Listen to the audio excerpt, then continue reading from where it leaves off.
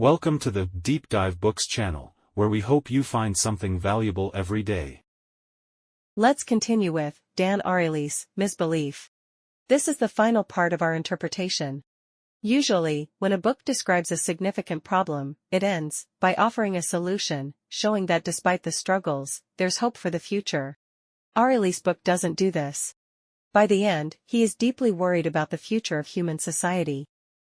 Of course, Ariely does propose some solutions. For instance, as individuals, since our brains struggle to judge complex matters, in modern society, we should equip ourselves with modern cognitive tools. This could be the scientific method, or perhaps AI assistance.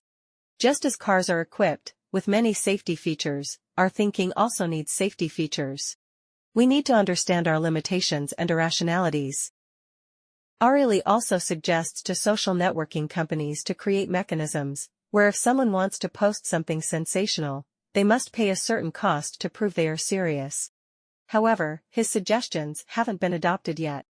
So, what will happen next? Will increasingly extreme conspiracy theory groups dominate the world?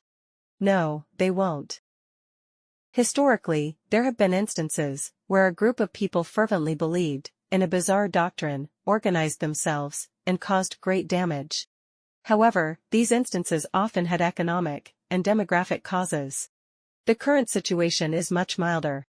In my view, groups maintained solely by extreme ideologies cannot grow large. This is because such structures are inherently unstable.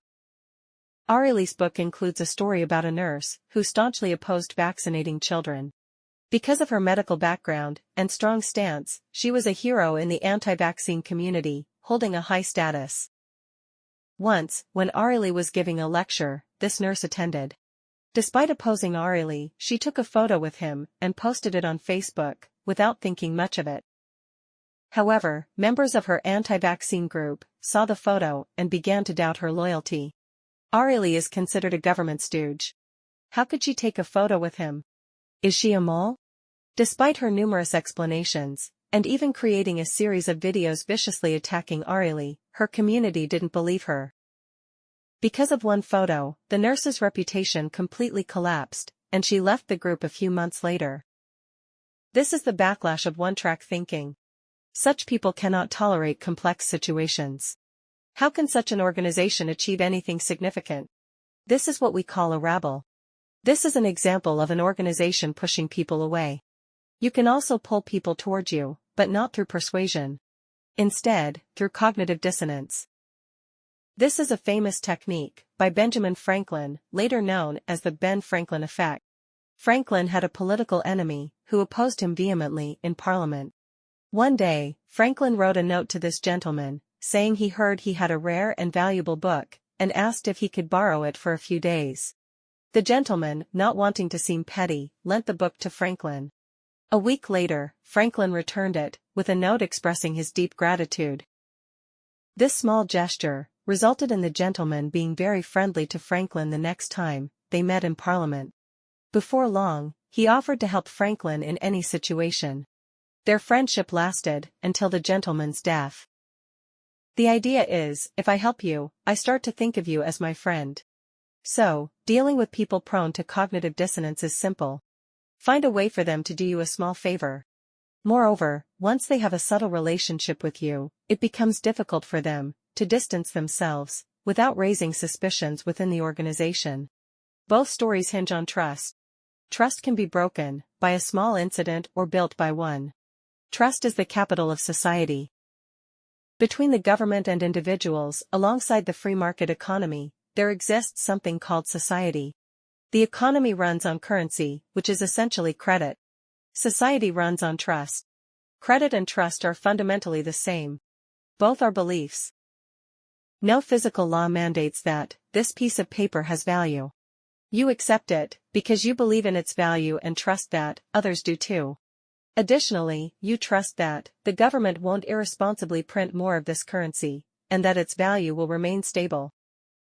Similarly, parents send their children to school, trusting that teachers care for the kids. We go to the hospital, believing doctors want to cure us. We eat at restaurants, trusting the chef uses safe ingredients. We shop online, trusting that platforms like Pinduoduo don't manipulate user information. We trust police to enforce the law fairly, and officials to serve the public. Of course, sometimes they betray our trust, so we have laws, contracts, and various regulatory measures. But these measures are secondary. Trust is primary. Without it, society can't function. When my family bought a house, we signed countless documents. I couldn't help but ask the agent, "Does buying a house really require so many papers?" He said it didn't used to. Process was simpler. Nowadays, people sue for various reasons, and most procedures are to protect developers from lawsuits. Ariely believes this is the essence of bureaucracy. Institutions create layers of rules and procedures not to make things easier for you, but to protect themselves from accountability. Following procedures is the safest route.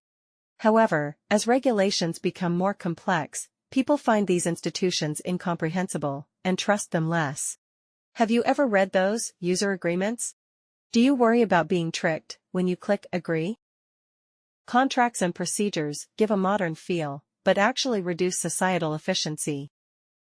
A teacher often said that China's industrial chain is so efficient because small Chinese enterprises have high mutual trust. Usually, they're friends and relatives. Today, you take goods from me, tomorrow, I introduce an order to you. It's all done with a word, without needing many contracts. This flexibility ensures immediate response to changes, greatly increasing efficiency. This is the advantage of a familiar society. Fei Xiaotong, in his book, From the Soil, says that Chinese society pursues no litigation, maintaining order through reputation and trust rather than lawsuits. Ariely's book warns us that problems with trust can lead to societal disintegration. The loss of trust is a chain reaction. Shortly after the COVID-19 vaccine was introduced, the FDA created a website called the Vaccine Adverse Event Reporting System, VAERS. It's a database for collecting adverse reactions to vaccines, where anyone can report cases, and all data is publicly available. However, some people distrusted the government system and created their own site for parents to report adverse reactions in children. This private system automatically included cases from the government site, but had one advantage. It didn't delete posts. Soon, people discovered that the government system had deleted some severe adverse reaction reports. This was seen as evidence that the government was deliberately hiding the truth about vaccines. Ariely felt this was unlikely and, acting as a public advocate, asked the FDA officials. They admitted deleting some data, but said it was because Russia was spreading disinformation in the US, fabricating cases in the system.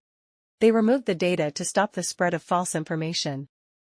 Opponents then asked, why not explicitly state which cases were Russian fabrications and let the public know the truth?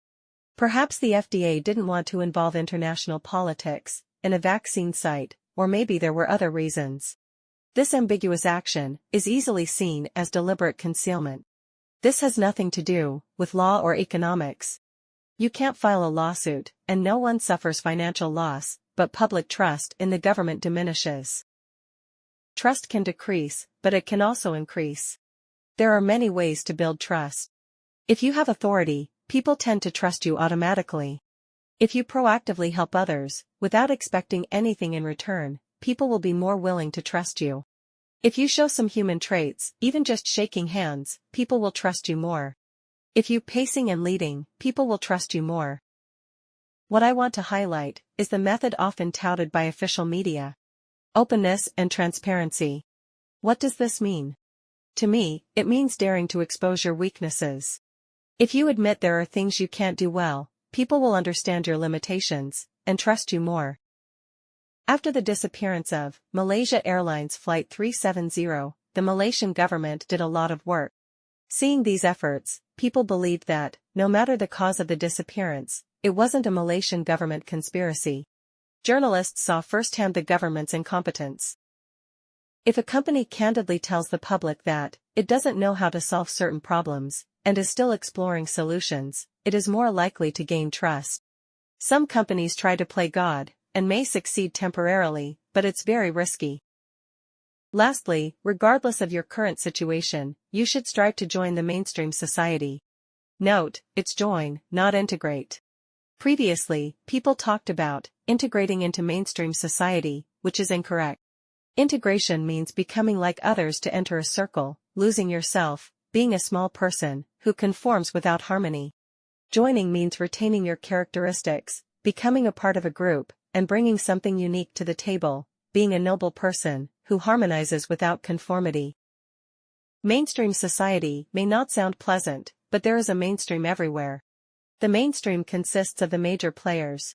Countries, big companies, government departments, social organizations, scientists, and media, who shape the larger scene. You should join them. Imagine it's a grand banquet. Participants are all distinguished, well-dressed, and engaging in lively conversations. And you, knowing little and unknown to anyone, feel marginalized. But don't be afraid or worried. You can join them. You only need to understand 3 things. First, these people aren't perfect. They each have their problems and limitations, they are confused about many things, have various constraints, and keep making foolish mistakes. Second, imperfection is acceptable here. The world is inherently imperfect. We must tolerate imperfection. If you insist on finding a perfect community, you'll only fall into a misbelief funnel. Third, you can help them. Because they aren't perfect, you can always find something they can't do and do it, contributing uniquely to the banquet. You can make things better. If you can improve the situation, others will also accept your imperfections. By mutually accepting imperfections, you establish a trust relationship. Once you build this trust, you've successfully joined the mainstream. I believe the most important lesson from Misbelief is to join the mainstream, rather than starting anew at the sight of imperfections. If you feel there is value in this, please like, subscribe to this channel, and leave your thoughts or suggestions in the comments section. Let's grow together and read more good books.